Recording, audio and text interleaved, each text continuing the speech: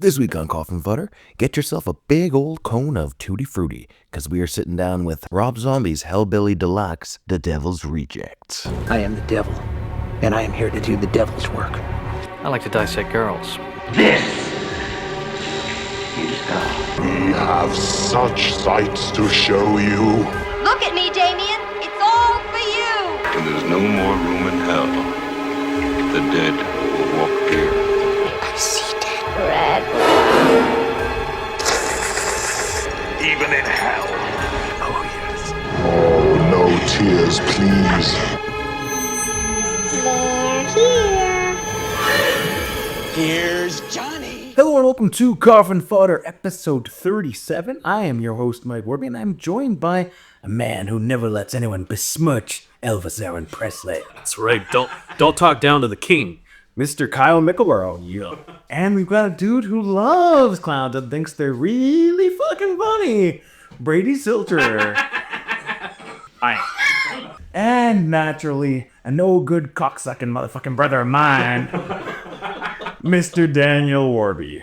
Our guest, our fancy guest for this episode, all the way from the beaches of Mexico, here to son it with us chuds. One of our many international listeners. And yes, today we were doing Dan's pick, The Devil's Rejects, although I think it was on my list for sure. Brady, I think it might have been on your list. It was on my list too. Yeah, so this is one like three people are crossing something like the list. That's a good, perfect. That's a perfect pick as far as I'm concerned. But yeah, so Devil's Rejects, for those who are unaware, is the Rob Zombie's best movie, right? There's no question, right? I think I like House of a Thousand Corpses just a little bit better. I'm the same. I've watched House of a Thousand Corpses more than I've watched Devil's Rejects. I have to. I don't know. This is a phenomenal film, but like that has more of a tongue in cheek. Like the House of a Thousand Corpses is more tongue in cheek, and then like Slaughterhouse is where this is ghastly gore. I just find House of a Thousand Corpses to have more.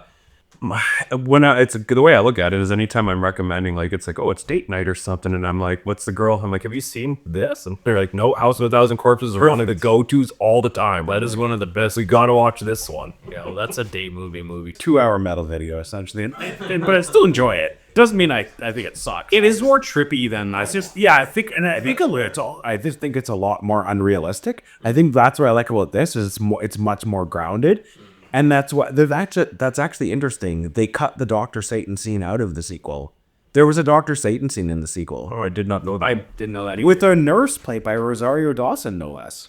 Oh, And they filmed it like it was supposed to be in the movie. If you own the DVD, it's a deleted scene on the DVD. Crazy. It's Rosario Dawson as the nurse looking after Dr. Satan after he's been captured from the Firefly house, and then he wakes up and just grabs her by the throat and fucking dicks his fingers into her neck, and she bleeds and screams and his hand and you know. that's Well, because Rob Zombie realized he's like then the movie that way. It's like Dr. Satan made sense in the last movie. He doesn't make sense in this movie because this is a more grounded approach that they're doing. But isn't his name in the list when they're like showing when the cops? Probably. Yeah, I think it's like they're showing like Lady Firefly or whatever the mother's tag name is. Yeah. I think Dr. Satan is in there while you're like reading it. Like I said, because he was supposed to be in the movie for one scene at least. But yeah, Rob Zombie removed it. But yeah, speaking of which, the plot of this movie, the movie starts off with the Fireflies, the police raid on the Fireflies, right? Yeah. That's the start of the movie. And one character is captured, one character is killed, and the three who escape are baby Otis, and what's his name? Captain Spaulding. Yeah, afraid. Oh, it's not. So Captain Spaulding doesn't escape. He's not there. He wasn't there. It's he was. I think he was railing some chick in his dream. Yeah. So yeah, baby and Otis. Yeah, escape. Yeah, they escape because the mother Firefly goes back to tend to. Frank. I think they refer to him as Frank. Yeah, that's the guy from the first movie. Who was in the mine, right? Yeah. The guy who looked like he's a miner or something. Yeah. Because I recognize his mask. He's just the guy in the basement when the one person's in the basement, and then he breaks through the wall and it's like, bah! The guy from the intro when you see him dragging the tiny girl outside, he was in House of a Thousand Corpses as well. Oh, that's his last role. That's why. Well, they dedicate the movie to him. Yeah, he don't. Which is wild that they actually had the scene of him well, I mean, we'll get there, but near the end of the movie, the scene of him going into the house and essentially saying, I'm staying with the burning building, like this is my home. I'm not It feels extra meaningful. It's like that. so you find out that he died just right after the film, like before it was even released. Of that Final Destination Bloodlines, where Tony Todd's last scene on any film is in that movie, and he's talking about letting go and just accepting that we're all gonna die and everything, and then he died like a month later. Yeah, it's very weird because they essentially gave him his burial on screen, and then he just died anyways. It's like, oh, that's kind of crazy. Yeah. So we got these three killers. At first, as the movie starts, it's Bill Moseley and Sherry Moon's also BP, and then they join. They eventually get Spaulding with them, but it was just them at first. And they've escaped, and between the three of them will be known, as the newscast tells you at the beginning of the movie, as the Devil's Reject. Yeah. So that's the start of the movie. I think probably the first thing that I noticed when I watched this movie every time is how good that Midnight Rider song is. Man, the Allman Brothers song that plays while they're escaping. the music, like the scores that you put there is really good. Like great. The songs work so good, and it's just throughout them, it's very hard to not get into the movie. Yeah. Every time you see it, but especially the opening scene and the outro at the end, like they're just the way they're done. You're just like, holy crap! Like it's hard. It's good because I found House of a Thousand Corpses to have one of the coolest opening scenes, and so this movie to have a really cool opening scene too really fit well when they finally sneak out after the big shoot up at the property. Yeah, and then they're just trudging through like the swamp, and of course you get the typical Sherry Moon ass shots stuff, and you're like this feels bright. So some of them were in a Rob Zombie. Yeah, those are some of the best. See it in the movie for sure too. I think they're all period specific songs too. That like this is meant to take place in the 70s. Yep. Like, so they're all songs that would have been out when when the movie is set. Mr. Zombie flexing his music chops, and it was very. All the songs he picks are pretty lucky. Okay, man. Even if you notice, like the cops all have like that old school 70s body armor where it's not like the ballistic, it's like Kevlar. It's literally just that paper thin stuff where if you take a shot to it in the chest, you're gonna pretty much get shot. Which they show, they get shot in the one. I usually A lot of motherfuckers get lit up in this movie. Yeah. But it's also the some of the lines that are very like Southern cops. Like when he gets outside, he's like, "Do you think some of us will die today?" And he's like, "The sheriff." He's like, "Thoughts like that are gonna get you toe tags and sent home to your mama in a plastic bag or whatever." It's like, geez, man, how hard was that line to even learn? It's such a tongue twister. Yeah, to not screw up. Are we Crystal? Yeah. We're Crystal, sir. that almost seems like he improvised that line. I don't know if Rob Zombie actually written it. Hate to say, because there's a blooper reel of him taking a long time to say. Oh, is there this film? Like this film is filled with that sort of. It's a very Tarantino-esque script.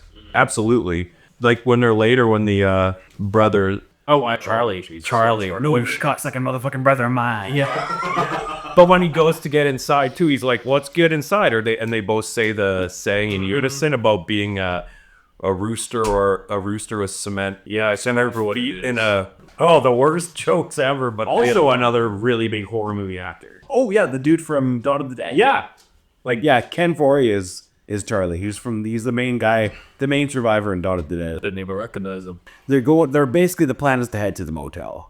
Well, so they get away from the farm to begin with, and then they call Baby, I believe, calls Captain Spaulding. It tells him, "Hey, like we're fucked. We're on the way." Yeah, come meet us at the motel. Like this whole family's cooked. So that's kind of the thing that gets the movie into motion. Bill Moseley's character and Sherry Moon's character get to the motel first, and they start to terrorize a family, and that feels like half an hour of what the movie is basically. Adventure scenes. Yeah. Well, and we can't skip the Spaulding sex. The good opening, like to how he comes into it with the dream sequence. Yeah. Of course, in real life he's not, but it starts in the dream sequence, and he's giving it to some hot girl, and then giving her the best sex she's ever had. Yeah, right. She's like screaming. Yeah, the actual drill. You said you loved me. Yeah, well, he said it goes all awry when he calls her a prostitute, and then she pulls a gun on him a bunch. Guy sees him. He says next time you're gonna have to pay me. And so he's still the appeasing whore. Yeah, so he's such a good lay that in his own dream that he says that. Then she puts the gun on him and shoots him, and he wakes up to reality, which is not as good as what has gone on there. And the best is when he gets up and she's like, oh, it was a bad dream. He's like, 50-50. Amazing line. That is one of the good ones. And I think that you have to commend her as an actor for being like in on the joke, because the joke is like, I'm gross. Okay, yes. A joke is So good at it. yeah, and then she's also the horniest chick in human. Right, it's true, yeah. And he's like, some people like that. And he's like, you call girls like a ravaged baboon. And he's like, whatever. You like some fucking mongoloid meat. Like, in the way to his bathroom in his shit-stained gitch. Just like, oh, man. Like, Yeah, so like he pieces out, and now he's on his way to the motel. And meanwhile, the Firefly family has captured a musical act. It seems to be like a traveling musical act. Yeah. And their roadie. Robin the Sullivans or something like that. yeah, and the roadie's Jimmy? Their roadie's Jimmy, played by Brian Posehn. Yes. You'll probably, no matter who you are, you'll recognize him. Because he is just, doesn't he have a really specific look? His voice is like really easy. Yeah, but too, like everybody knows who Brian Posehn is. He's, even if they don't know. I've been in tons of shit. She's very much a nasally, kind of geeky looking dude. Like, you're just like, he's a typecast of that character, and he's just got to be that all the time. Like, he isn't fit as much else. No. Yeah, so they capture them. Not Jimmy at first. They capture the dad first, Roy. Yeah. And then they eventually capture his son-in-law, the daughter, and his wife. Yeah. And the capturing of the father is orchestrated by just Sherry Moon just using being sexy to Pure sex. to just rip on. And the guy had no chance. Playing herself up is like so like a stupid little kid, basically doing her little like tee little Oh man, it would have worked on me. I remember watching the movie, and I'm like, I would have been done when she's like, I bet all the girls want to fuck you. It's like, can you say that again? I'm like, yeah, I'd be I'd go anywhere she wanted. I'd be in that hotel room now too with the shooting a gun to my head. Well, that's what's so funny about that scene, because he tries to be like modest and reject her. He's like, you can't say that. Say it again. The best is that you've already heard him tell the Johnny Cash story of once did I tell you I met Johnny Cash? I shook his hand. But when he sees him, he said, I opened for Johnny Cash. He's like, when he tells to Sherry Moon's a hum, he's like, Puff it up. yeah, he just churches his story right up to Hank himself even more.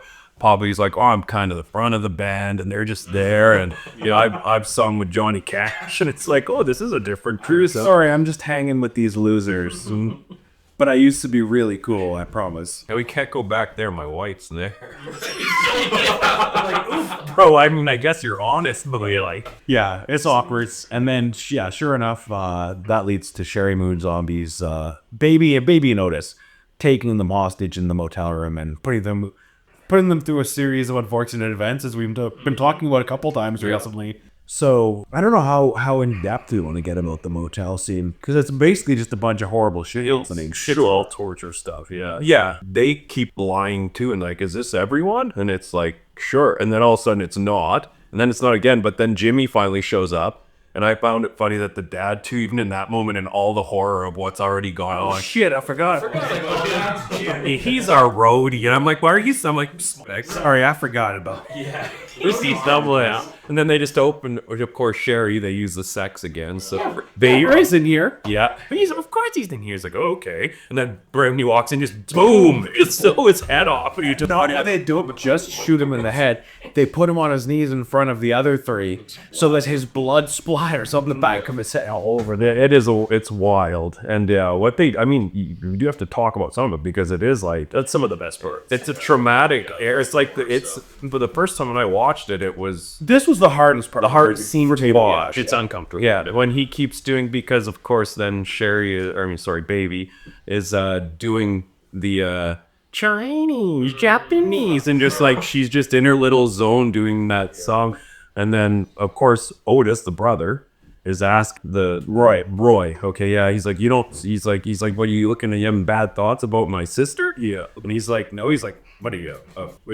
He uses a slur, and he's like, you got a fine piece of ass like that in front of you. You're not having any thoughts, and it's like, it's one of those things. It's so weird because it's like, bro, that's your sister. But it's also one of those things that I don't know if you've ever had them in real life, but they're questions that are almost answered in terms of there is no way out of this. The answer you give is I'm going to spin it regardless so that I can use it to fight you or cause the instigation or whatever. So it doesn't matter. Very much like funny games. Yeah, correct. Yeah. So if you said no, then he's like, "Why, you're blind?" Yeah. And he's like, "You say yes." It's like, "Why are you looking at my Looking at her sister. It's a lose-lose. So yeah, it's the same thing as what are you looking at? And this is just a different version of it. It's like, what are you looking at? It's like nothing. It's like, oh, so I'm nothing. Exactly. The thing, like, you can tell that Otis and Baby are like siblings, but they're not from the same father, because Otis doesn't refer to as Captain Spaulding as dad.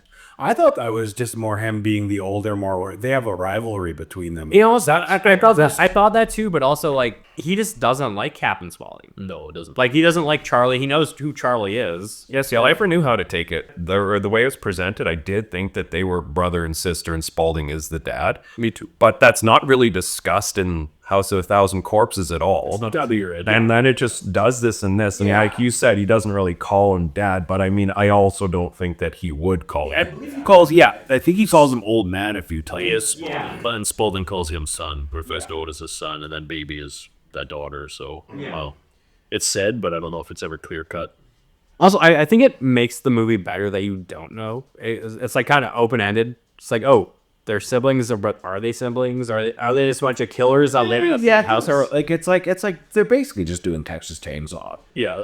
But taking it to the next. That is basically what this is. It's a bunch of fucked up hicks who live in like a weird old farmhouse and kill people for fun. Yeah. And then you fill in your own backstory. Yeah. I was actually gonna say to you on the car ride over that I wonder what Rob Zombie's version of Texas Chainsaw Massacre would be. It pretty much be Yeah. no, it could just be this. House of Thousand Corpses was that movie to begin with, because then that was when they're all confined to the house. Yeah. All the victims come to the house and they're confined there and killed them one by one. This is basically a sequel to Texas Chainsaw. Yeah. Less screaming. Yeah. That's some Massacre with a lot of screaming. Previous episode. So probably the next thing we have to get to is Captain Spaulding heading to the hotel, at least, because that's one of the funniest scenes in the movie. Agree or disagree? This is Sid Haig's movie, right? Yes, this is definitely. I mean, it puts him on the map. He became the icon of it. Arguably, you could say that Bill Moseley is like the most. He's the Charles Manson. Yes, he's the most impactful, the most ruthless, all of that. But Captain Spaulding's the people that deals the movie. Every time Captain Spaulding's not on screen, all the characters should be asking, "Where's Captain Spaulding?" He's the man for the people. He's who you get your tattoo of. You're not getting Bills. maybe get Sherry Moon's bottom-nosed jeans. She'd be the last one I would get, because honestly, like, I think her performance is not good in this movie. It's really? She sucks. I think she's quite bad. Like, she has her moments. Some moments work better than others. It's much worse than 3 from Hell. I guess she's older then. She's probably lost whatever acting jumps she had. But yeah, I don't hate it in there. But I mean, I find that the other two are just so good at what they're doing that Because they're actually actors. They're not just married to this director. yes, exactly. Fair. They didn't get Nepo casted. Yeah. No, she's rough. I honestly, the first time I ever watched this, I thought she was just playing like a dumb blonde. Well, she is. I know she is a dumb blonde, but like she's actually just a bad actress. That's her shtick is to be like the cute innocent one. Because she's the baby in the family, so it's to be Firefly. But yeah, I mean, it's like a lot of her stuff. She's only ever been cast in Rob Zombie. Anyway, she's the weak link, but yeah, it's Sid Haig's movie for sure. Right? Oh yeah. Captain Spaulding's literally the man. Like, he's always been like a hero to me ever since House of a Thousand Cars. I was like, man, the opening scene when the tension in that one where it goes through it, and then Born by the Hill dies. Yeah, exactly. And he puts his hand. He's like, he's like, and last of all, fuck you. And it goes, and then it's like the big demented dude, wah! And it cuts, and I'm like, I don't know what I'm in for, but I'm here for it. It's like Captain Spaulding is so cool. Yeah, and that's good that you brought that up because that's Wydell. We meet Wydell's brother in this, and he becomes the central antagonist of this film. Oh yeah, because before we get Spaulding on his way to the motel, we gotta stop the fucking. Don't you like clowns? Yes. Aren't we fucking funny? Yeah. That's good stuff. That line, especially the "I have some top secret business that supersedes any fucking." So yeah, then she tries to get away with her son, little Jimmy or whatever.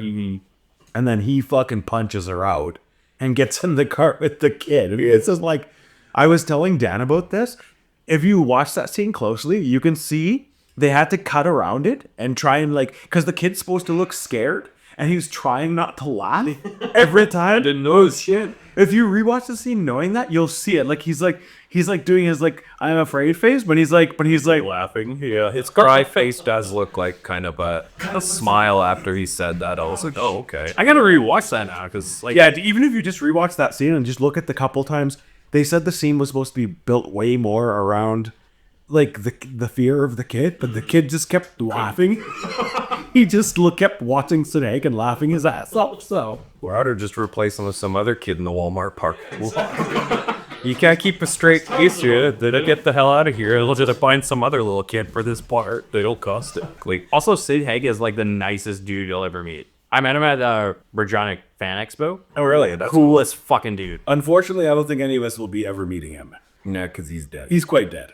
Yeah, that cover now the darkest part of the movie for sure, which is basically the Firefly is just systematically annihilating this family. Yeah, because that's what you would have stared what Otis does is he's like, well, what's key? He's like, you're not gay. He's like, no, I'm a married man. He's like, a married fucking man. Right. He's like, well, and let's see what's been holding you up all these years. Let's see what she's got. And then you're just like, oh no. And it is for sure the first watch, it is absolutely the most uncomfortable scene, long shots to get her to straight in front of everybody, and Especially because she's an older lady. You can see that she is, she's pretty.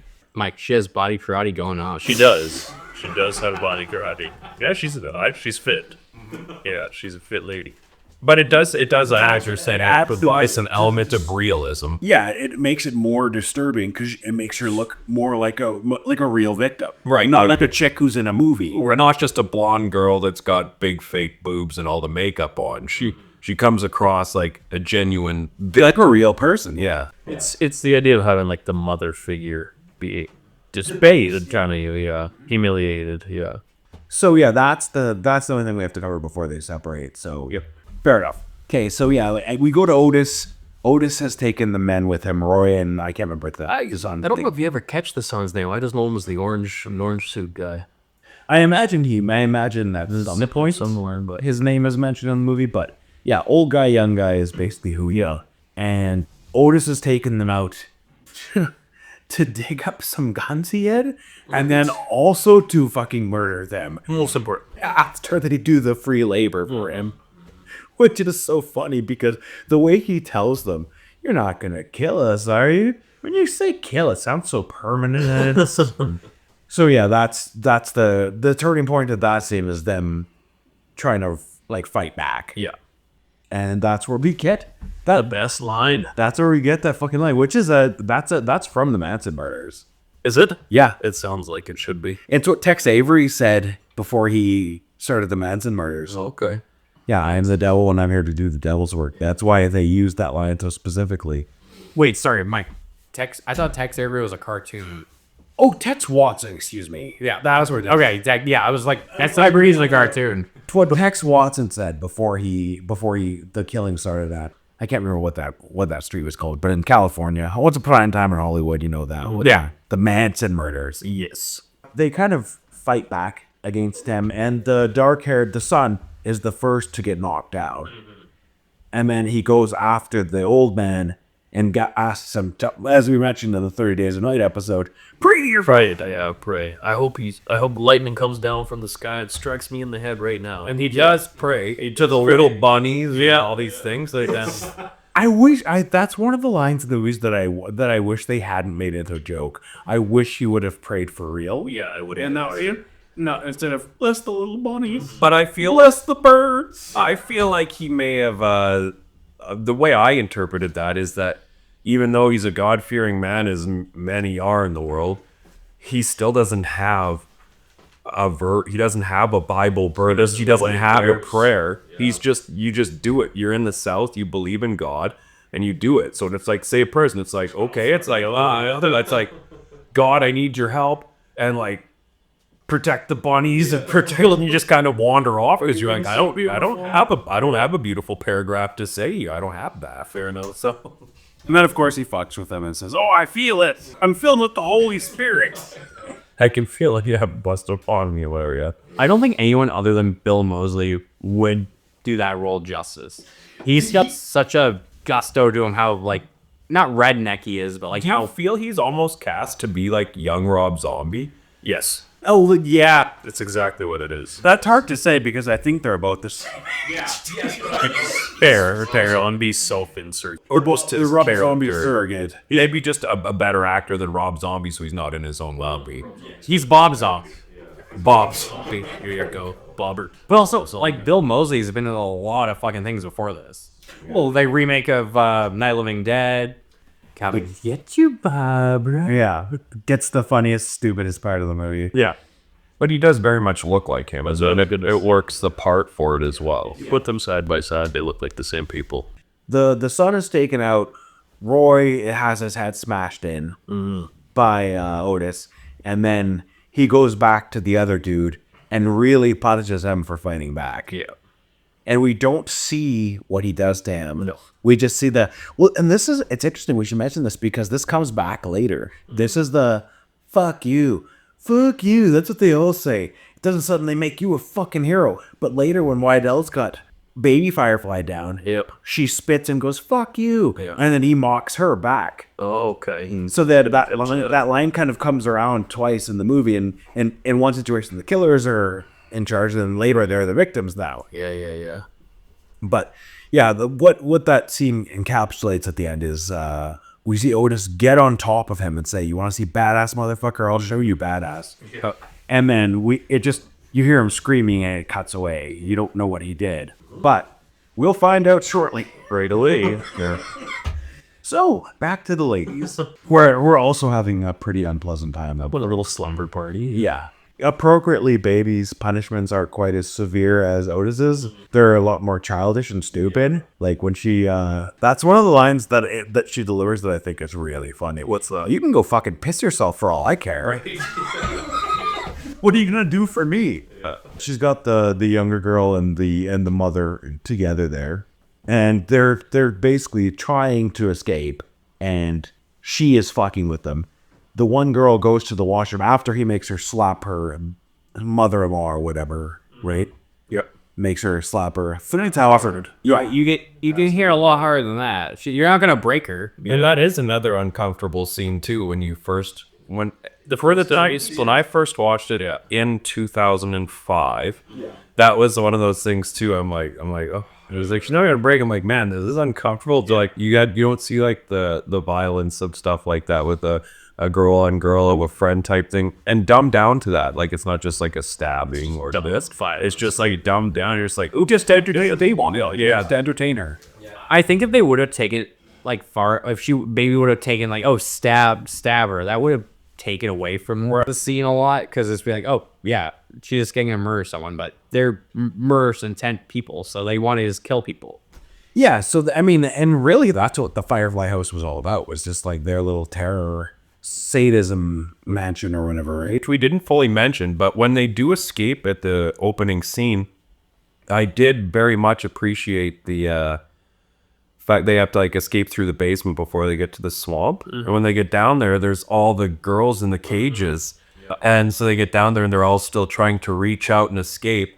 And they still take time for Sherry Moon Zombie to be like, fuck you, and like get with their cages, and like, oh, instead of just escaping and going right through, she still takes time to look at the top and like kick their cages and stuff. And I'm just like, that's a good shot of just like them having the time, but still they're such maniacs that they're like, people, yeah, they just can't help stopping along the way to like smell the roses of their version, right? So When Lady Firefly gets arrested in the beginning, they're reading through the books, and Mother Firefly, yeah. Mother Firefly, yeah. They're reading through the books, and she's countless counts of prostitution. So I'm assuming she's not the one prostituting herself. She's prostituting out a lot of these fucking girls in the cave. I'm guessing that was just a way. Yeah, I'm just guessing away that's just a way she can make money. Yeah. Without having a real job. Yeah.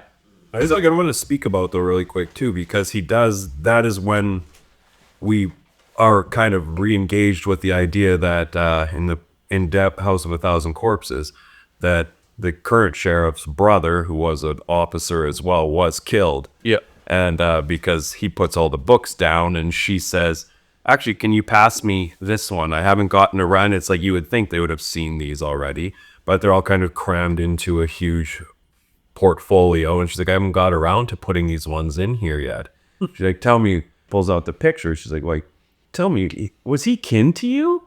And it's like, obviously that's her brother. So she shows the picture to the officer of what they did to his brother in the first movie. And that's, kind of a key moment as well. So, And while you brought that up, we might as well introduce Sheriff John Wydell, who is the antagonist of the film. He is played by William Forsythe, who is actually like a really good actor. I really like William Forsythe, actually. Really?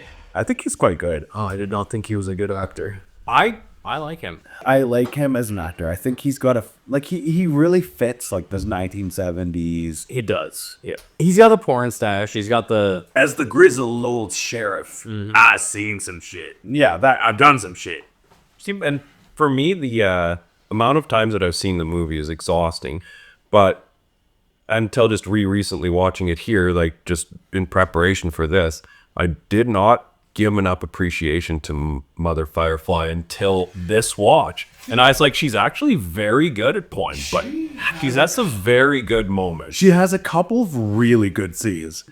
She's doing a bit too much with her tongue. Yeah.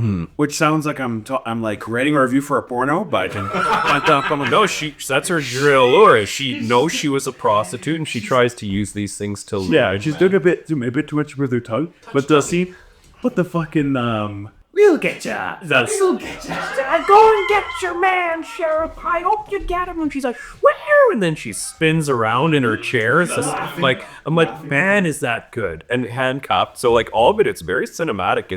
It's shot well. She does it good. It's very good. she gets a couple moments, and then of course, I mean, while we're talking about it, we might as well just talk about the fact that Wydell kills her. He eventually snaps after having a dream of his brother being murdered in the Firefly house and telling him to like fucking kill these people. He decides he's not going to follow the book on this one. He's going to kill them all. Yeah, that's where he decides that, I'm no longer doing this lawfully. I'm going to actually go and avenge my brother's death at any means necessary. And he starts with the mom, because that's the one he's got in custody already. Yeah, so he sends the dude home that's working. He's like, you can take the night off, I'll look after it. And then he very much leads her. She does the sexual thing again, what she would obviously got using. Yeah. Like, so you're going to have your way with me and blah, blah, blah. And she's essentially hoping that's likely what that is. And then we find out with what is presented to look like he's potentially is. That it's shottage very much like he might just be standing in front of her and inserted it to her doing that. Well, he inserts something. Yes. And then as she starts to, especially because as she starts to do it, her reaction is kind of this. But we find this out all the time, that these aren't normal humans. They don't react to pain or stuff the same way. They are freaks. Like they're lunatics. And so, as it goes and you're just like, okay. Then it pulls away and he is obviously, he's ripping straight up through her with a knife. And You can see it in her face. You can see the cockiness at some point. You can see the caught out of shame in her face. The beginning of like the scene, you see her like not really moaning, but it's like she's into it. Yeah, she's playing up or whatever. She's Right. And then you could see her like her reaction when the knife's like, oh right, and then he doesn't just go like stat, he goes up and like gutting her. Yeah, he guts her, he rips it right out. Yeah. Which is a wild one. And then as he withdraws a knife, I also liked that she didn't do the typical just horror movie drop straight to your knees and go. She very much teetered to the side. There's a pole in the corner, kind of a post, and she gets all the way over there and kind of goes. And I'm thinking it felt more realistic than like this might be something than just how they normally do it. And I was like, oh, I like They do that with a lot of the deaths in this. They drag them out for the sake of realism. And they work. It works. That's about much. That's on purpose. I think what this movie's doing in that way is really interesting, and it reminds me a lot of American Psycho, where, especially if you read the book of American Psycho is about a very bad person, like an awful scumbag, worst of the worst person. But because you're following him, just like with you're following the Fireflies in this movie, you kind of like him anyway. Oh yeah, a little bit. Like You're cheering for them. to a certain extent, you are. And then like you kind of want them to get their comeuppance, but you're also, it's very much like watching The Sopranos or Breaking Bad. Yeah. The anti-hero, like you cheer for the like Punisher or Yeah, you're like, this is not a good person, but they're very entertaining. Right. So the motel. I mean, that takes Mother Firefly out of the picture. And then we're back with. And we're back at the motel. So she lets the girl go to the washroom. Yeah. The girl starts screaming for help. She goes after her. Smashes the window. Yeah. With the toilet lid to try and get out and scream for help. Yeah, and the blonde girl grabs the gun. Yeah. The older lady. Yeah. She grabs the gun and is gonna fight back. And then Sherry Moon Zombie has a knife behind her back and throws it. Yeah. Well, she says, "Go ahead, shoot me." She puts her ass right out. Yeah. Her. Would you have to mention the butt every time because Rob Zombie's a very nice guy in letting us always use like guns. He's not a jealous man, and it's made both of the movies much more pleasant to watch when I was my age. When I started watching them, and I was like, yes, because she was very. I always found her to be very attractive. also the gun's not loaded when she pulls it out. That's why she does that. Yeah, that is the play out for the scene is that she tells her to pull the trigger. She doesn't. She says, I'll do it. Yeah. And then she doesn't pull the trigger till after she's been hit with the knife. Yeah, because She throws the knife into her chest, and then when she falls to her knees, she pulls the trigger, and nothing happens. right. And then she's like, you stupid cunt. Ain't no fucking bullets in this gun. It's all mind power. Which is another extra moment. It's true Because you don't know, and you would never challenge the situation. Would but to know those things is important. It's cool. It's a real approach that serial killers will use too. Just the power of the gun. Like sometimes the gun is not even a real gun. It's just a tool. They'll get like a replica. Right. They'll walk in with a replica and just let the idea of the gun do all your power. Because then if you get caught with it, you don't get that charge. It's just a piece of plastic. Right. Depending on the I mean, you're still going to get charged with specific things, but not with illegally owning a firearm. That's the thing. But I think the main thing is if they get pulled over by the police and get searched, they don't want to get a weapons charge. Then you just get like a weirdo charge. I guess. You're a weirdo carrying on your fake gun. the moment though is still impactful because the timing works out. That how she's saying how this all orchestrates, where she throws the knife in something. Once the mom, the older lady, gets a hold of the gun, she tells the other girl in the bathroom, "You don't have to break out anymore. It's okay. Like, come on out. I've got the gun." And that's when it goes, and that's when Sherry, or baby, throws the knife and hits her right in the chest. And it's like, okay, now it comes to this. That's why the other girl comes out of the And she goes, yeah, so she runs. She's the only survivor at this point of whatever this attack has been. She goes running through the desert, and of course she runs smack dab right into Captain Spaulding coming to the motel. And Sherry Moon says, "Grab that bitch," and he fucking headbutts her and brings her back. And she gets the grossest, nastiest, weirdest fate out of everybody, I think. Just because it's like not the most painful, but the most traumatic. That's the scene that made me pause the movie. That does the scene.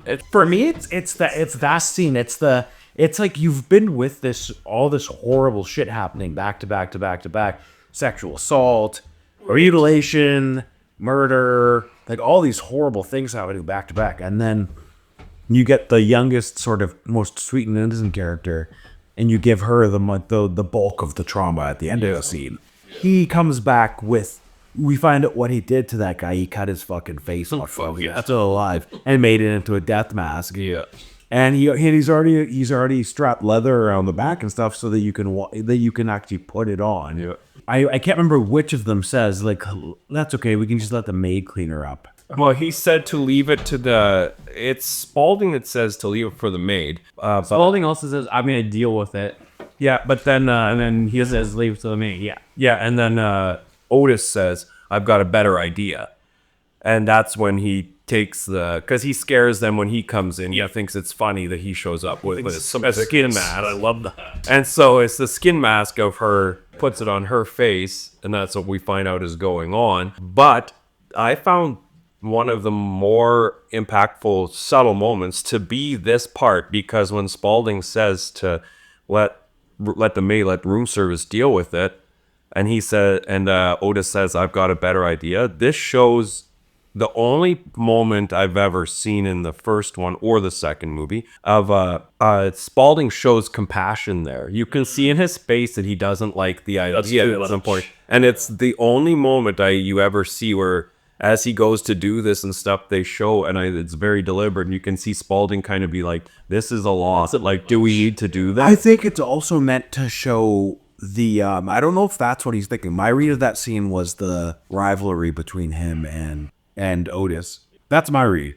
That's fair. I thought it shook his stain where he was like, this is still overkill, and Later we just don't need to do this part. Later on, you get the same scene between them, and they're holding their guns at each other. One shot. I hit you. Your dick hurts the dirt. Yeah, it's like, yeah, try it, old man. And yeah, fuck it. Certainly understand the disdain the two of them have for each other at points, but I still read that as him still showing this, and him showing that emotion just continues to show how ruthless and the top of the alpha order Otis actually is, in terms of just being, he's the most ruthless of them. He's the last. The bullshit twisted. Yeah. So the way I interpreted it was like, so Captain Spaulding has his chicken and gas. He's a businessman. Yes, he did have murder. Like, he was a murderer, but like, I think he would try to like murder and then chicken and gas. Back in my day, we weren't quite this depraved. We had our fun. Maybe that's the feeling. He's like, I'm a 1950s serial killer. Living in the 1970s. And maybe things weren't quite so nasty back in my day. Kids these days. As where Otis is just like, because when we first get introduced to Otis, there's a fucking dead body like in his bed that he's like cuddling. And you know, like, he's very much a no mess around guy. He's the grossest for sure. There's no question. Yeah, he's the sickest of the bunch. Who doesn't really have any highs and lows though either, other than just being low. So that's why it's important when he finally does in a couple of scenes where you see something and I'm like, whoa, I'm like, that's impactful, because they just leave him as like the crazy Charles Manson kind of dude all the time. Spaulding gets to exercise a bunch of emotions, because when you meet Cutter, when you do all these things, he has these like laugh moments and things where you just see like normal emotions. You aren't allowed to see that with Otis until very briefly in the movie, like once or twice, where they're just like, oh, he is still he does still. The green one is the final shot before they charge at the end. Yeah. That scene that holds on his face with this is the humans. That is the most human scene. Mine was different. It was when they go to Cutter's and he actually smiles when he's talking to the prostitute. Oh, and she starts to flirt with him and stuff, and he starts to actually like genuinely. He actually starts to like laugh and stuff. And he's like, "Well, I don't get my expectations up, so I don't get disappointed." And she's like, "Oh, I don't disappoint." And he like actually kind of laughs, and I'm like, "Holy crap!" A smile that like was a genuine kind of like flirt moment, shows that he still has like potentially romance. The way I like when I seen Otis smile was when Captain Spaulding and Baby were like wanting ice cream. He doesn't smile there, does he? No, he does after when when she puts it on his nose. Yeah, she boops with the ice cream from that. And then it's just, we got to finish up the motel thing. Yeah. So yeah, the girl goes running. She gets caught by Spaulding. They put her boyfriend's face on her face. The maid does come in and she runs again, screaming. Like, the scream she's doing is like one of the most disturbing screams I've ever heard. Because I don't know if, like, maybe they got a different actor. I don't know if it was her doing it. If it was her, good for fucking her. Because that scream she's doing, and she's running to the desert, is like a person whose brain has fucking melted for Joa. Yeah, so that, I mean, that's the scene that really, where I like, she's running through the desert with the fucking death mask on, screaming and crying with blood running down her everywhere, and then she just gets lit up by the semi, and I'm like, Jesus Christ. And then I hit pause and it's like, oh, this movie's half over? Holy fuck. Well, the crazy part about it is exactly what you said. He does such a brilliant job of showing somebody that had been through the amount of trauma they'd been, and then just essentially locked in that room, hung on the back. Like she's behind the door. Yeah, when the maid comes in, because in their boyfriend's face. Yeah, because they essentially hung her on a coat rack kind of thing on the back of the door. So he finds the bodies in the maid finds the bodies in the bathroom. She turns around to leave and gets to see. And then the girl with the with her dude's face mask on is hanging on the door, and she kind of breaks off, pins her bed, and it's just like everything she's seen, the amount of trauma. So when she runs out, she thinks she's being chased, but she's just the other lady's just trying to escape. She just kind of wanders through the desert, trying to flag down a car. And when she gets smoked by the semi, it's a very cool moment. It's been used a lot in cinema ever since and before, but not as often. Pet Sematary did. Yeah, but when it cuts to the next scene, and obviously the officers and everyone are there. Again, another thing we were talking about, the realism, the body and the skid marks, and that they have to clean it up. Yes, and it's very like, instead of just looking like, okay, here's a moment of blood impact and whatever, you can see all of the different, like, you see like pieces of like entrails and stuff. It very much looks like what you would expect this to look like. Is what it looks like. I've seen something like that happen, the aftermath of something like that happen, and it's just all over the place because we'll just see it. It looks very good. One would say they look like people. They did look Parts of. I'll give you that one. That's pretty good. Right, so yeah, now she's dead, and we kind of move on to the next. That's essentially them leaving the motel. So yeah, Spaulding, we've already seen this scene. Spaulding has called his, like, criminal friend Cutter, who's a pimp, His brother. It's his brother. Is it literally? Yeah, it's his.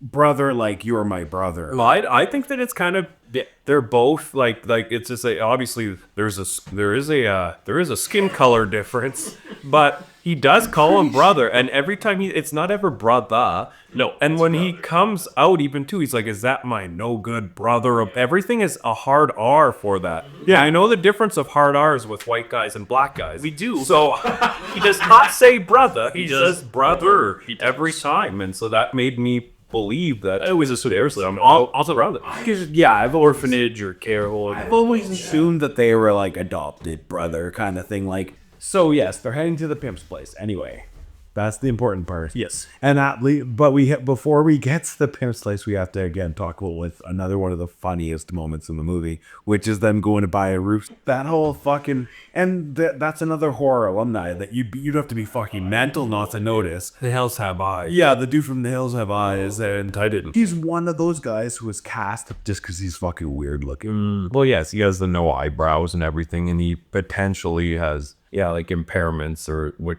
is the same thing as tiny. Like, the dude is selling the chicken. This is not exactly come across as a scholar either. No, he is very much picking his nose. He's literally. Yeah. For again, this is a great character moment. We've talked about this on the podcast before. A character who's in the movie for like 2 minutes and just gets to make a really fun impression. Yeah. This is this character doing the come on. That's their bacon. You think I'm gonna take a chicken, cut its head off, stick a dick in his ass, and let it go? Come on. Yeah, and then his answer is, not you personally, but that boy with you. Yeah. He looks sexually frustrated. Yeah.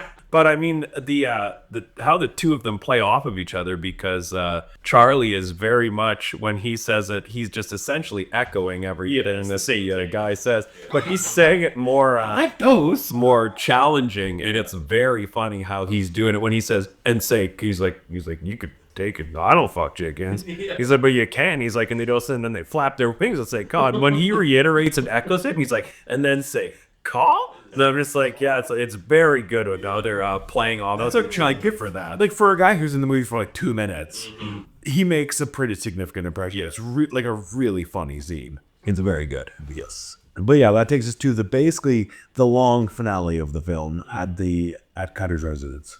Right, but it has there's a slight thing right before it, because as they're leaving the chickens, that's when the cop rolls up and blocks them off and forces Charlie to And I'm glad you brought that up because we've already met the unholy two. I believe they were at the crime scene of the girl getting splattered on the highway. Because I believe Danny Trejo's character, and when he leaves, says, "Enjoy cleaning up the mess, sure." he does. He's the dad code clean. So they're the bounty hunters that he's hired. And then he intimidates Charlie into...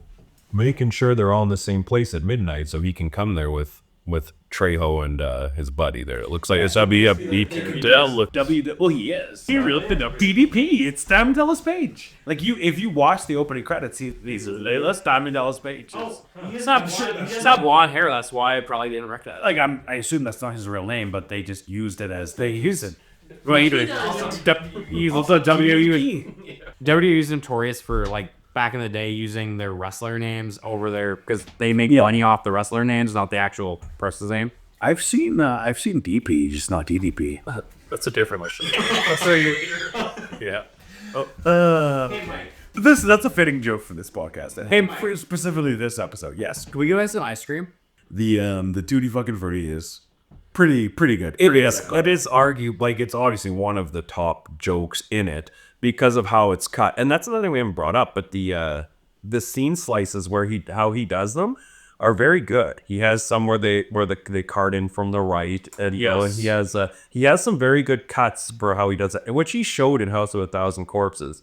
But in this one, he utilizes them too, and it feels still very true to the timepiece to have them kind of doing that style of like almost old western. That's exactly gun movement in. So That's exactly right, because the end of this movie is basically the fucking Wild Bunch. yeah, Go out in a blaze of fucking glory in the desert is this movie. yeah. But the sharp cut of doing that where they are, well, so it's Spalding and Baby that are sitting now in the vehicle, and Otis is driving, and Baby and Otis are arguing like brothers and sisters would do.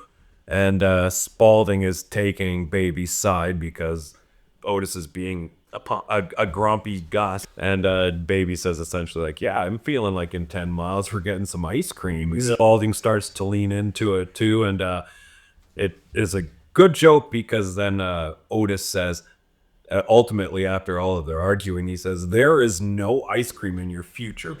And then it just cuts to the next scene, and they both got their tutti fucking fruity, and it's very good. It's good. It's a really good comedic beat because that's exactly what you use that cut for. Yeah. Like when you do that scene and then you cut back to it, and it's like, well, looks like he bombed out and you have it. Well, and unlike, I know you guys had done Martyrs before and kind of just and then spoke about that this one has at least some comedic relief. But at least a little bit. So which Martyrs didn't. So yeah, but it does. Yeah, it gives you a little bit of breathing room at points. Which I think is very much appreciated after the last 2 episodes. Which are also it's also I think that it's a almost like a dichotomy to try and struggle through the idea of course these guys end up being like to the viewers. It's hard not to glorify and make them your superheroes. Well, yeah, cheering for them that in real life you wouldn't. Never. And so it's always a cool thing where you get to make that the bad guy feeling of it's like, boy, I hope they win. Yeah. And when they're not, you're just like, what's going on? And I like these serial killers to lose. The ending is the ultimate reflection of that. Yes. Because it's like, you feel like, yeah, this is what they fucking deserve. Right. But because you've spent the movie with them as your ascension. And the previous. Yeah. And I'm just like, I like the characters themselves are they're so fun. Like, I really still liked in the first one in House of a Thousand Corpses, there's seeing Baby as her like Marilyn Monroe kind of thing with all her face paint, and and Captain Spaulding, you get to see him more his work life where he's just he's a clown, the clown, and when he's doing all those things and he's in his gas station with his chicken and stuff, you get to really see who they are. So you build like it's a good combination of like liking these characters while waiting for them for a few years to. Cool. It's like Hannibal Lecter in fucking and Silence of the Lambs or Hannibal or whatever. Not like the characters couldn't be any more different. But what I mean is, you don't, even though you're like, he's probably gonna lose eventually, you don't want him to die or come to any harm, because it's like, but then I don't get to see this guy Similar, that's your access point, right? Yeah. This is like the most interesting guy every time he's on screen. I don't want him to not be on screen. Yeah. So I was talking with one of my regulars about this and House of a Thousand Corpses, and they had never seen House of a Thousand Corpses. Like, oh, can I watch both in different movies? It's like, you kind of can. I think they're meant to be part of the timeline. But Devil's Rejects deliberately grounds it, because the first movie is called House of a Thousand Corpses, and then in the second movie they say, we found evidence of at least 75 murders on their property. Right. So that implies that like maybe 1,000, maybe they haven't literally killed 1,000 people. Kind of implies that maybe that it's kind of like Crazy 8. They do bring up, 1,000 corpses though on the news in Devil's Rejects again. So in Devil's Rejects, when they go to the news at one point, They talk about the mass grave. Yeah. Outside of the. But I mean, it could be folklore even in that point for how he's writing it. Yeah. Also, Rob Zombie is kind of a loose gun when it comes to his own stuff. Like when he did Halloween, the first Halloween movie, like remake, and the second one, like he loosely based everything off of the first stuff he did, but he also redid everything. So he's like a loose cannon. The first Halloween is a really bad movie, I think. So the second one is way better. I like the second one. I do. I'd have to rewatch them, because for me, all that happened was he became a horror director. House of a Thousand Corpses was the low budget kind of thing of what can I do to kind of get money and do this to maybe do a bigger project. And I thought it was a smash for what he was probably using for a budget. Then he got Devil's Rejects and did that. And I was like, man, I'm like, now I can see the production level with the budget. And I'm like, sky's the limits. And then everything from there on just seemed to suck. It was just so disappointing, because I was like, man, whatever this guy does, it's going to be gold. We're literally working with a new horror icon. And it just never happened. It's exactly that. It's him and Eli Roth were like the new Great White Hopes for the horror genre. And they're both these like young sort of rebels, sort of like a rebellious, like, we're just gonna do whatever the fuck we want. Like Hester culture movies. Yeah, and then both of them went on to be like really bad filmmakers overall. They made like a few good movies here and there, but I would say like 80% of the movies are, between the two of them, are movies that I would never watch again. I'll say more for when we get to final thoughts, but I'm not a fan of Rob Zombie as a director, like, at all. That's fair. Anyway, so we're at Charlie's. And what's his name? Otis is getting hot and bothered with the one girl. Baby's partying with the other ones, and the unholy two come. Show up because Charlie sold them out, and they kill everybody except for the Fireflies and Charlie. At this point, they let Charlie go because Charlie upheld his like part of the agreement. Yeah, and the other three are kept alive because the sheriff wants them. If I can at least piss in their face while they're dying. It's like, I want to at least piss in their face. Like, that's his last request. I think it's interesting that the Unholy Two are basically the only characters who survive this movie. Trejo is in part 3. Oh, good. Yeah. Oh, neat. I mean, hell. You mean that movie that doesn't exist? Yeah, exactly. Well, you said we'd be talking about it briefly at least. For sure. I just, like, for me, the whole thing with 3 from Hell is like, it's exact. I mean, it's what we were saying off air. Toy Story 3 doesn't need Toy Story 4. This is a perfect ending to this story. Like, I mean, what it's doing, and then getting to the end and having them all get blasted shit by the cops, and having them choose that over the alternative, is like, that is the perfect ending for these characters. And then you'd be like, just kidding. 2 of them survive. Yeah. Who didn't survive? Oh, the actor who died in between these 2 movies. That's not so true. All 3 of them survive in 3 from Hell. Well, then what's his name's not in it? Spalding? Yeah, he's dead. The actor is dead, but no.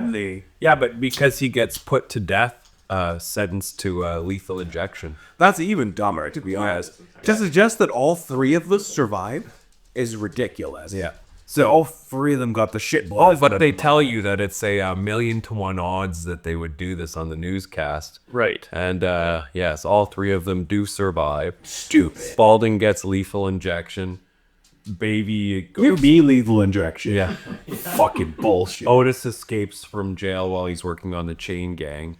And Why would you put him on the chain gang? with Danny Trejo, and he says to him when they're in the back of the truck on the way there, Otis says to Trejo, I recognize, he's like, I remember you. And Trejo's like, I don't remember you, which you would obviously remember. Yeah, And he says, you're gonna remember me soon. Anyway, so then he breaks away from that. We're introduced to his another brother that helps him break out. And baby is in a psych ward and she's up for parole. And anyways, I made it 30 minutes and I was like, this is good. I just stopped. I'm like, I never need to see it. That almost seemed like you just explained the entire Free From Hell. You could just, you could. You know what? I'm just glad that movie doesn't exist. I'm glad, like, this was just you pitching a version of a sequel, and that movie just doesn't exist. It's so bad Because they all died at the end of this movie. right, which is what you had explained to me before. You're just like, how would Free From Hell even happen because of them dying at the end? I'm like, well, of course. I was hoping it would be a prequel. A prequel would have been a way that you could do something like that, which is the common way you would go. You can just, it's just Rob Zombie being like, oh no, nobody gives a fuck about me anymore. Better go back to the characters who people actually give a fuck about. Which is crazy because, like I said, it was a 14 years in the making. Like, Shove it up your fucking ass. yeah, but you know what I mean in terms of if you were a cult follower of a thousand corpses and then watched Devil's Rejects and were impressed, it's very hard to not want to see Free From Hell when it comes out 15 years later, and it was just so it was reviewed so poorly that Legacy sequel though. Like it is not. That's not even a real sequel. That's a legacy sequel. After that many years, it's a cash in. yeah. You like I have no. Yeah. Anyway, yeah. Sorry, did Rob Zombie have anything to really do with Free From Hell? He directed it. Did he? He wrote and directed it. Yeah, I mean, his movie. I would have assumed so. I mean, it's got the same. And Sid Haig is in it for X amount of time. I don't know if he died during. So they must have got some footage in early production, and Yeah. he passed away. Well, you're like, so he goes from lethal injection. I'm like, well, he should have just not been alive. You could have just lost at least one of them. Which that's what I always assumed is like that's why he's not in it. Is you gotta at least sell it by saying that one of them died. No, they all survived amongst very, very low odds. Get the fuck out of here. Shove it up your ass. I don't need it. But back to the hooker house. Holy trio come in. So now Wydell has all three of them out. He has mercy. Oh, And I noticed he hates Otis the most because Otis, the other two are tied. Like he ties Spaulding to the chair. Mm-hmm. He lets Baby run, and Otis has been crucified through the hands into the chair. He knows who the dangerous one is. Yeah, that's a fair point. The dangerous one, but also same thing. He's the most. Yeah, like he is the most reckless. Yep. That probably caused the most damage. You know it. He's the type of guy that might fucking chew his own hands off. I mean, you just are that. If you're as a human and you're looking at it from the outside, you would, with any normal morality, you're going to exercise more restraint on Baby. Oh, for sure. Because she's a woman. Yeah. And then you're going to exercise more restraint On the old man. because he's an old man. You feel like they're the least two of the threats. The person that is the threat is the person that is potentially as athletic or strong or whatever as you, and is sitting right there. Or possibly a character we haven't thought about for the last hour and a half. I did. When I got to this point, I was like, where's fucking Tiny? It's a real tiny part. The whole movie, I was like, where's Tiny? So we really touch on who Tiny is. Essentially, he's like an 8-foot monster. Yeah, so the movie just opens with him dragging a corpse, and again, it's as much as it is what it is. It's a good shot. Like it's very well done how the movie opens with him doing that, and he's, to people that haven't seen the show or anything, he's a menacing character in terms of his real life disformities. Like that's who he is in real life. They put a mask on him, makeup on him. They give about he very much looks like this in real life. Yeah, if you watch Big Fish, for instance, where he just looks like himself, he doesn't look that much different than he looks here. Right. You could see that he's clearly a person who was born with deformities and Right, and it's more like a form of like gigantism. Yeah, and it just oftentimes the joints don't work properly in your body that way, and so he's got a kind of a bum knee, a little bit of a side limp, and Got a crooked head out. we've got them. They've all been captured at this point. Charlie has sort of had the Lando Calrissian thing from Star Wars, where it's like, I can't believe my best buddy from forever ago sold me out, but he comes back to try and rescue baby at the end, and then he's gonna rescue the other two, hopefully. But he gets Jack Torrance, Right? Which I did not see that one. Yeah. because it's the exact same thing. I think that was a deliberate reference I'm sure that was. of him turning around and being like, and then wham, axe right in the chest. I just did not. It frustrates me, and even rewatching it again recently in preparation for this, I forgot that that's how he got he two housed. Yeah, and I was just like, man, I'm like, it got me again, and it should be so obvious because he's obviously like, if there's any casualties, it'd be the guy that did kind of betray them, put them into a weird situation. Yes, he showed up again, but like the three aren't supposed. Like by now, you should know the three are not supposed to die, but he doesn't matter. He can die. Specifically, in terms of the Shining reference, he is a black man and he is a bald man and he is an older man. Older black. So he very much fits the exact same mold as that character in The Shining. Yeah. Who gets it? Well, which we never really discussed, but Zombie very much, this is done obviously to replicate certain things of what he's doing, but he is on purpose doing a lot of these things, going through all of the tropes. All of it. You need the tits, you need the ass. Yeah, and it does these things, and it follows the formula to a perfect aspect at points of what you're supposed to put if you're shooting a timepiece like a late 70s, early 80s horror movie, which is what he does. Yeah, which is kind of part of the reason I don't like this movie as much. And we'll get there later on, but because it's almost lazy. It's by the numbers, like you said. He goes through trope by trope by trope by trope by trope through the whole. It's fat. It absolutely is. It is, and you can see it through it, even like just down. People did that about a Tarantino, though. Sure, say that he's not making movies. He's just ripping off old movies and redoing the shots. And at times, I would completely agree. Overall, it's an okay movie. I don't hate it. Fair enough. Yeah. Yeah. So Charlie has been killed. Beatty's still on the run, and this is where Whitehall gets it. Yeah. Because he's tormenting Baby. He left the other two in the house, but he started a fire. To lit a fire around him, to let a ring of fire to so he could hunt Baby. Yeah. So now he's chasing Baby. He's whipping her with a leather bow. Daughter. Yeah, that's how he debilitates her with shooting her in the leg, and then he's whipping her with a belt. Yeah.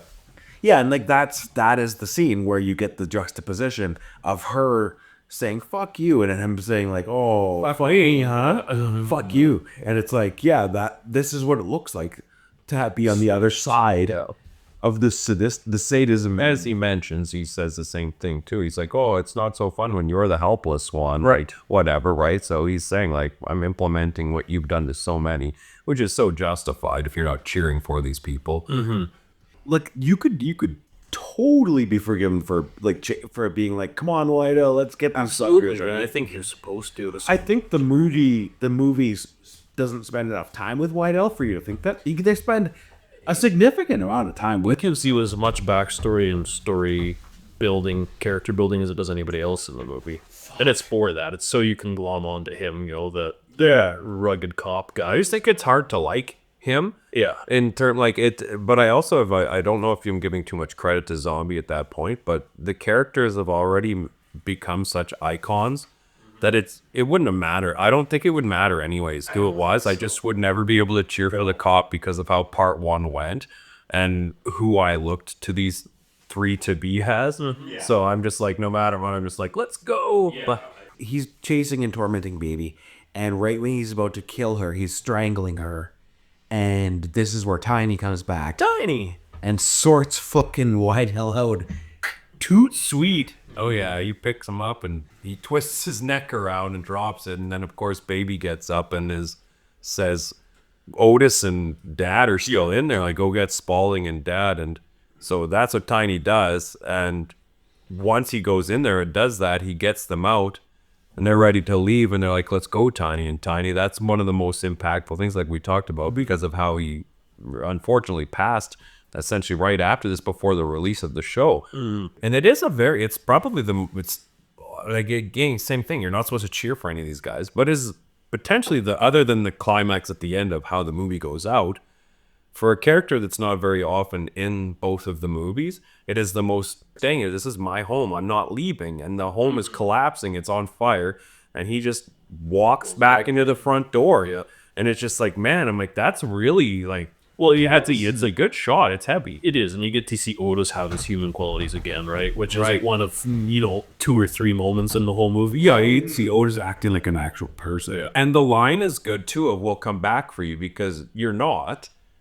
If he truly understands what is happening in that, I don't think Tiny told him that's what he was gonna do. I think he just said, "I'm gonna stay here and wait." that's up to interpretation. It's up to it, yeah, for sure. Because you can look at it that way. Of course, you can look at it that way, but you can also look at it as he did say, like, "Bro, I'm staying in this house. Yeah. This is my property, and blah blah. And I'm walking back in." So he's just, instead of saying like "I love you," he's saying "We'll come back later." Like, he's essentially just saying like, Same thing. "We're coming back to get you, man." Yeah. And I think you can look at it both ways. It's actually interpretation. Yeah, for me, I think it's the fact that Tiny is not a person who could just blend into society. So they're running away and trying to. And he can't. Yeah, he can't. Yeah, I did that. I like that too. That's how I've always read it. I was like, he's like, how am I going to go out into like regular society and hide myself and be a regular person? I'm 8 feet fucking tall. Right, and he's twisted and burnt up. Yeah, so honestly, though, there's nothing saying that you guys can't be both. That it can't be both of those things. That he doesn't recognize that he can't run, and also just chooses to, I'm going to stay with my home. This is what I believe. Yeah, I feel like there's a way to look at it both ways.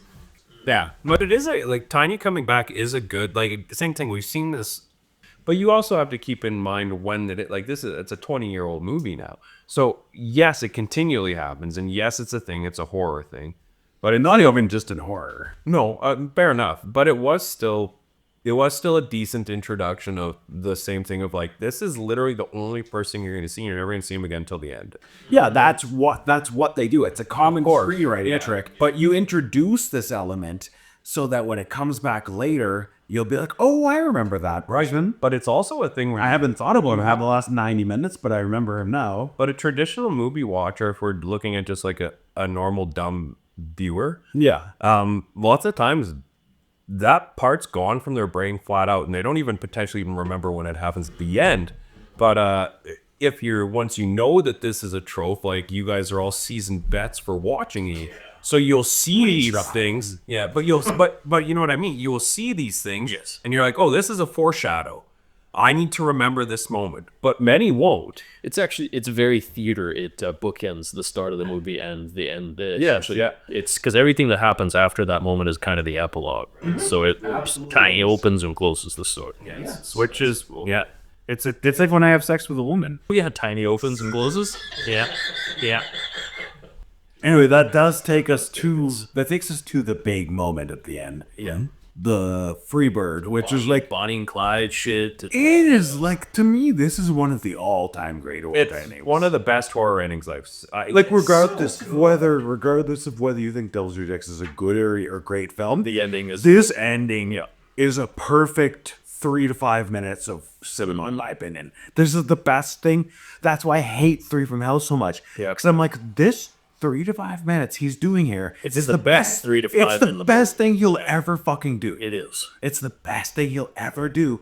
And then he starts to undo it. And I'm like, you idiot. What the fuck are you doing? This is the only thing that gives you any credit. This was the thing. It's the best thing you've ever done. And you're like, actually, I'll undo it. No, stupid. Throw it in the garbage, shove it up your ass. I don't like it. You can keep it. Yeah, we follow Otis at this point. Otis, Baby, and Spaulding. Mm-hmm. Otis is the healthiest of the 3, which is pretty crazy since he was literally nailed to a chair. But he's the least injured of the 3. Otis is the one who has to have the realization, because he's the one who's driving. The other 2 are passed out from like being like I was gonna say fucked up, but they're not fucked up in that way. They're fucked up. Yeah, but they're still. He did the sheriff before anything happened. He did staple pictures of their victims to him to show him. Like, he did cattle prod them, so he did put them through a decent amount of like revenge that he could before they escaped. So they were and then they were also burning alive. So they had some moments of anguish that they're exhausted from, and killing people isn't an easy job either. No, it takes a lot out of a guy. Your normal Monday to Friday is killing people. Tell you what, I used to do that job, and it wasn't easy. The blood, sweat, and tears in that job, mate. Exactly. Well, they say even when they you hear any of the true crime stories, and they talk about like it was an overkill. And they say like that sometimes they were potentially stabbed 100 times or something, and you just honestly do think about that. You're like, but yeah, no, but that's it. It is. It would be exhausting. So Yeah, but this anyway, this is the moment. This is the blowout moment. The big fucking Western. And like, have you guys watched any of the big fucking Westerns that end like this? No. I swear this is Hateful Eight is probably like the most recent one I've seen. that's a yeah, that is like a everybody fucking dies, and then the two who are alive at the end know they're gonna die, and then choose to do the thing at the end. Yeah, so Otis rolls up to the police block and he knows what's going on, and then he wakes up the others and kind of they all wordlessly come to the same conclusion that like it's over. yeah, we're too fucked up. The last hurrah. Yeah. There's no way to run.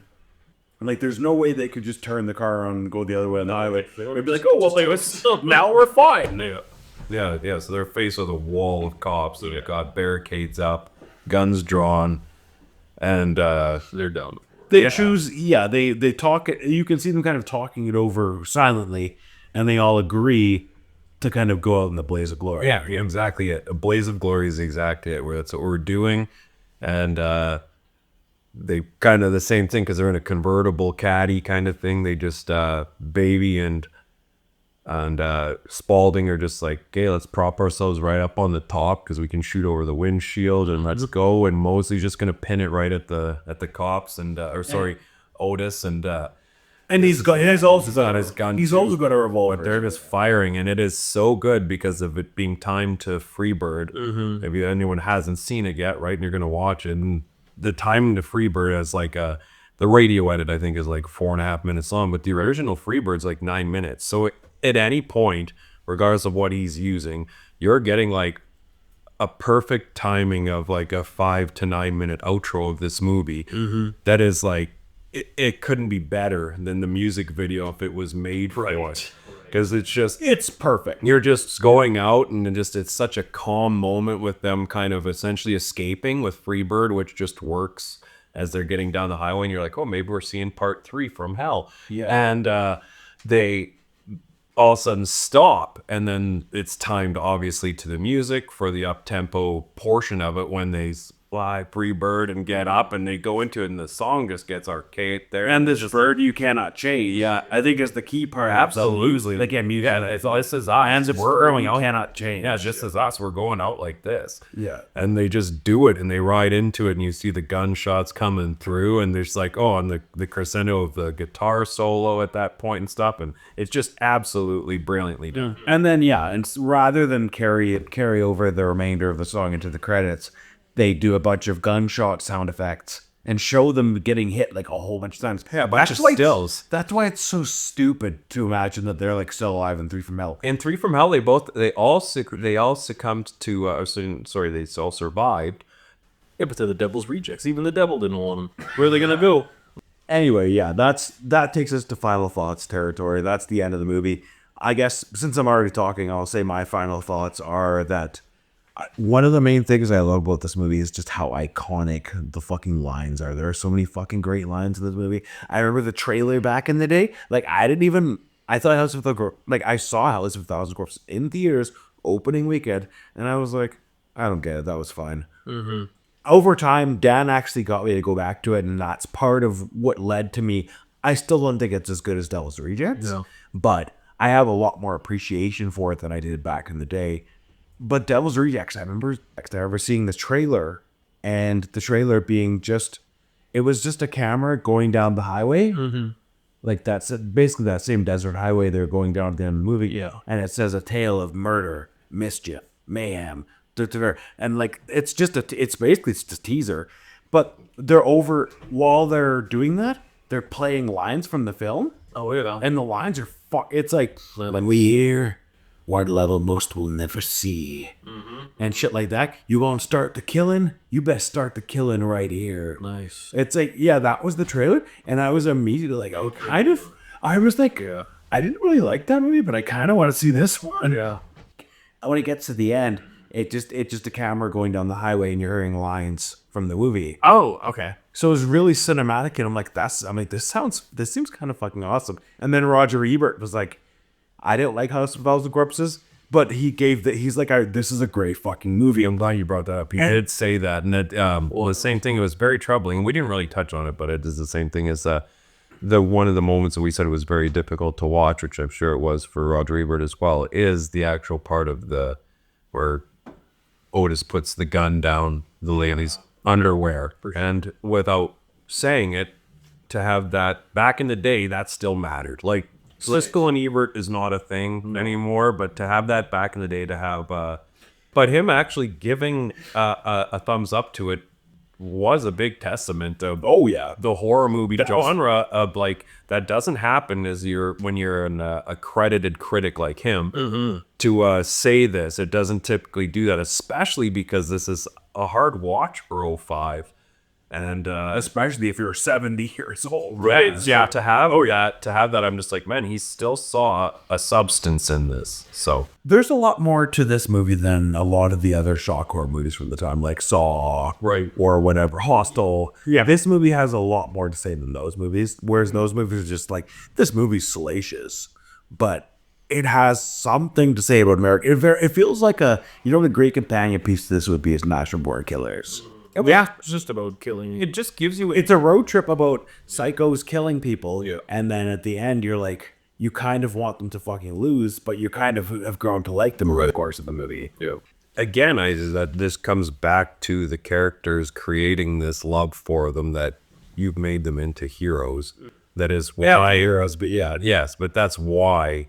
So true. I was just saying, Kyle, do you have any final thoughts? You don't love this movie. It's a cult movie, and I think I just didn't join the cult. You know, I think it's a mid movie that I just didn't get into as much as some people. Maybe I don't know. Maybe it's the fact that it's so much of an homage movie that I just don't see the real movie itself. I don't know. It's sweet. It's a great horror movie. It's uncomfortable as hell, and I like that it puts you into the eyes of the killers, which is cool. And like you said, Dan, 2005, maybe there wasn't a lot of things doing that, and especially not pushing boundaries in the way that this maybe did with some of the rapier scenes in the hotel or motel. It's okay for me. And I think part of the problem is that so many people love it that I've watched it more times than I care to.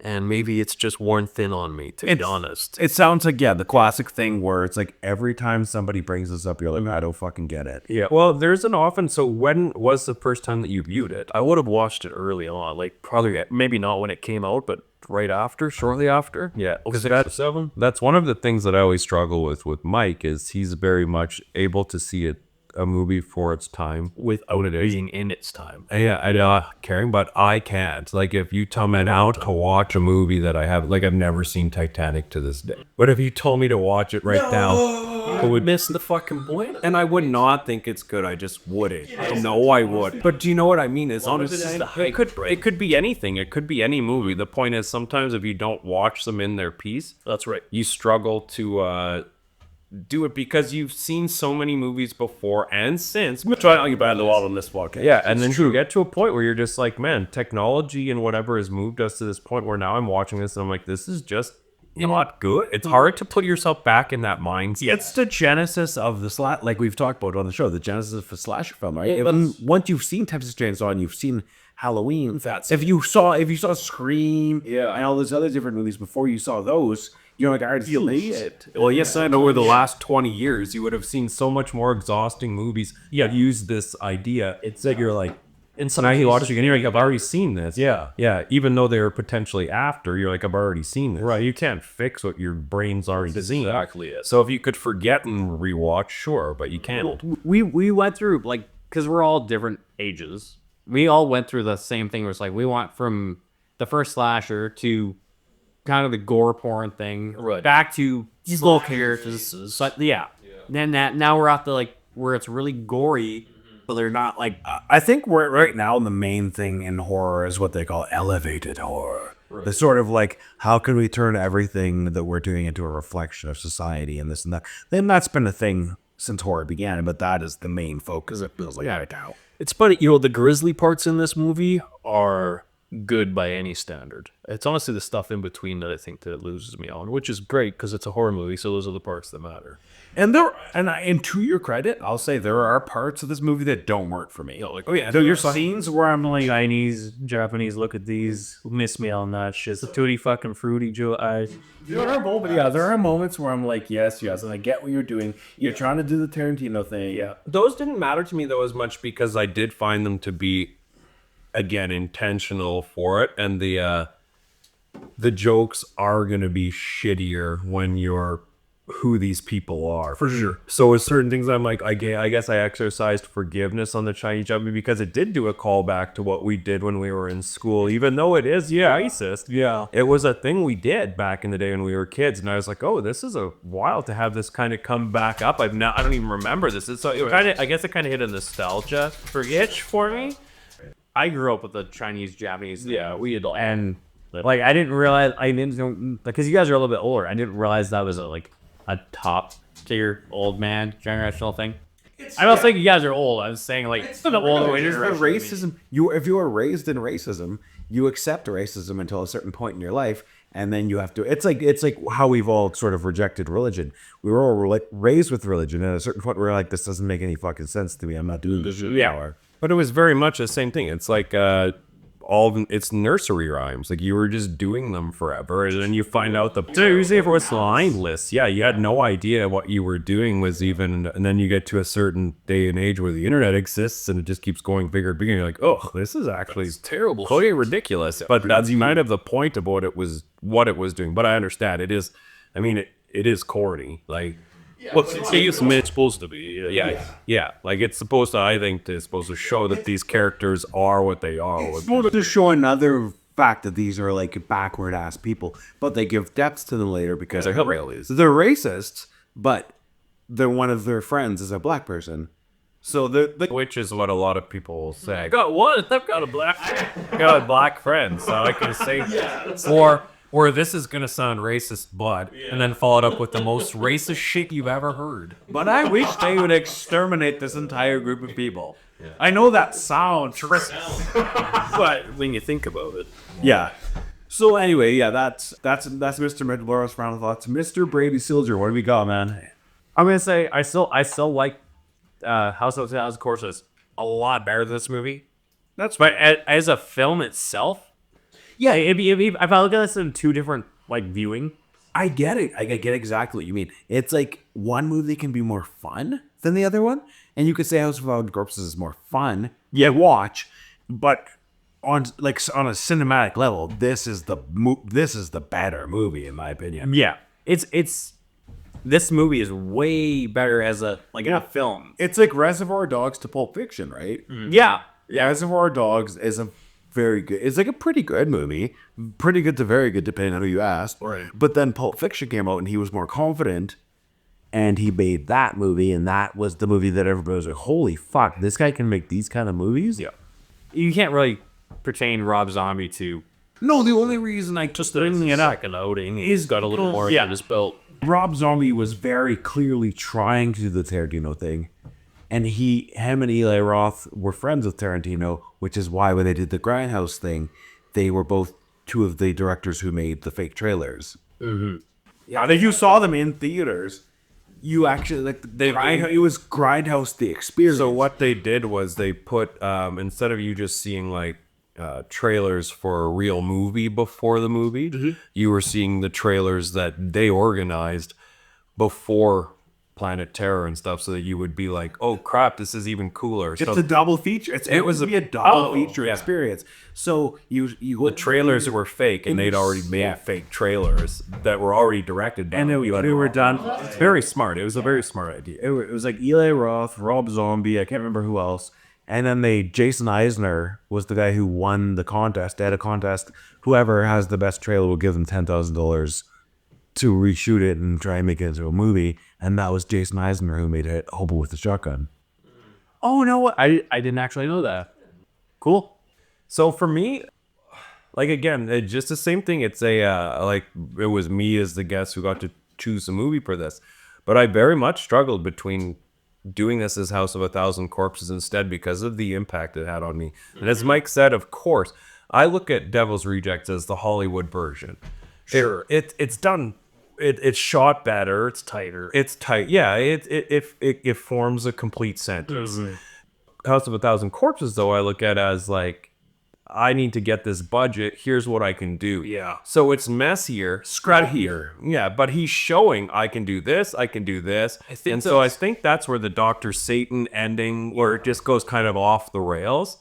I think if you erase the Dr. Satan ending, that House of a Thousand Corpses is a better movie than Devil's Reject. That is the problem for me with that movie, is the last 10 or 15 minutes, it goes way too ridiculous. I think it's like Dan said, he wanted to take it and say like, this is what I can do. Yeah. Okay, this might be my last chance. So this is it. Yeah, so he does, because it does follow a realism to a point, and then it gets to the part where they march it out. Yeah. And that march out in House of a Thousand Corpses very much feels like Marilyn Manson's video, Man That You Fear. Yeah. Where they kind of just go out like, oh, and it's ominous, and they're all marching in the cult.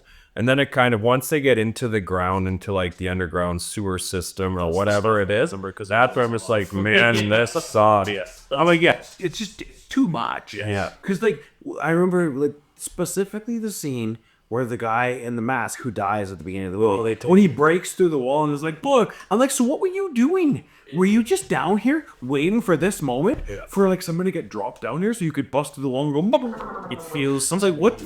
It feels forced. It doesn't make any I was sense. gonna say it feels a lot more like what you'd expect from Rob Zombie, the metal musician, if he were to go make a movie. Well, yeah, it's like I said, the line, yeah, Zombies movie. correct, because it is essentially like that would be the environmental way of being a creature feature. So he's doing like, that's what he's doing. It's a creature feature And when he gets down there. Right, and like we've talked about in this, it's a horror homage. He's making that movie as a nod to like, hey, remember all those fucking crazy horror movies you watched when you were a kid? Me too. Yeah, but then again, back to that's what I mean. I feel like it's hard for me because I do really like both. But I think just the impact of like I said, I have to look back at it and it's like, which one did I watch more and why? And obviously, I'm getting more out of House of a Thousand Corpses because I'm continually still recommending you have to watch that one. Devil's Reject, again, is more of, I guess, a typical cinematic masterpiece. You want to put it that way, because you're Hollywood. But House of a Thousand Corpses is where I'm going. If I'm going to watch one of the two with somebody and recommend it, I'm like, watch it. I'd watch the fun one. Yeah. And then sometimes you feel I watch the deep serious. Yeah, I remember it's the same as, did you guys do Dusk Till Dawn? No, actually, we might. So I do it. So I won't talk that out. But it's the same thing. House of a Thousand Corpses. Devil's Rejects did do a good opening to at least pay respect to the opening of House of a Thousand Corpses. But Dusk Till Dawn is the same thing. That it's one of those things where, like, the first time I saw it, the opening to House of a Thousand Corpses, Dusk Till Dawn, I was just like, let's go. It wasted no seconds. I was just like, let's go. And then the credits come up, and they did that with Devil's Reject quite successfully with the war at the front of the house. But I was just like, on your go, and I'm like, this goes right now. I'm like, we're not starting with the build 30, 40 minutes. Yeah, we'll get there. We'll get to that part. Well, I guess after 3 hours later, the boys finally satisfied our requisite time with the Devil's Rejects. But now we have to bounce it to our friend Mr. Brady Silter. Brady, what are we doing next week, man? From Dusk Till Dawn. That fits the mold. Yeah. Brady doesn't explode when fucking sunlight hits him. I don't give a fuck how crazy he is. Have you guys ever seen me in sunlight? No, now that you mentioned it. No, you've never seen me in sunlight. Well, Brady is a Western vampire. Well, until next week when we're working from dusk till dawn, we will see you in 7 days. And until then, Keep your eyes open. and we're the fuck out of this bit.